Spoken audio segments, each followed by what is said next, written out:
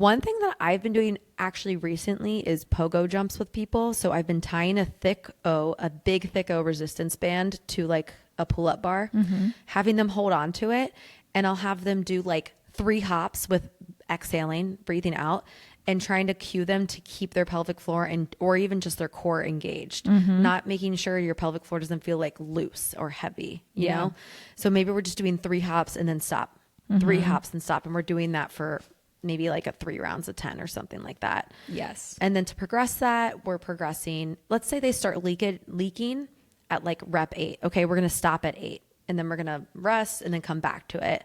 Maybe for their home exercise program, they're going to do a set of 8 hops in a row and then rest. A set of 8 hops. They're going to go right up until where they start to feel that like urgency and then stop. That's an example of something that we'll do because you want to challenge and get the pelvic floor used to that sensation. If you're just doing strengthening all day, you're not training the pelvic floor in a neurological way, I guess. What am I trying to say? A neuro-re-ed way. Yeah. You're just strengthening, which is also beneficial. So maybe I'll do that for my warm up. Like we're going to work on cueing the pelvic floor to turn on with a bridge and with a fire hydrant, things like that. But then we're going to get to jumping stuff. We're going to eventually progress to lateral hopping. I do a lot of single leg stability. If it's a runner, that's a single leg exercise. So maybe it's a single leg forward T and you're passing a kettlebell, but you're cueing them to keep their core and pelvic floor engaged, almost like they're holding a plank.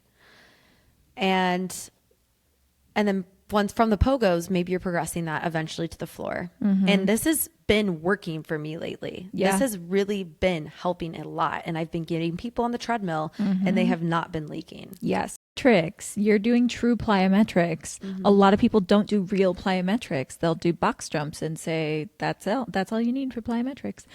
Pogo jumps, such a good one.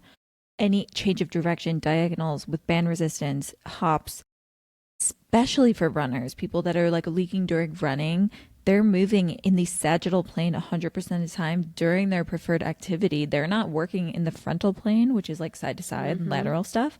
And they're not working rotation. They're not working in the transverse plane. And those are so important for runners because if you think about what stabilizes you while you're running, it's your rotational abdominals. It's the muscles that rotate your hips because you need that when you're doing those activities. So a lot of people miss the mark on adding rotation into the program. And this is not all on, not 100% on your programming. We don't know why this patient or this person might still be leaking a couple times a week.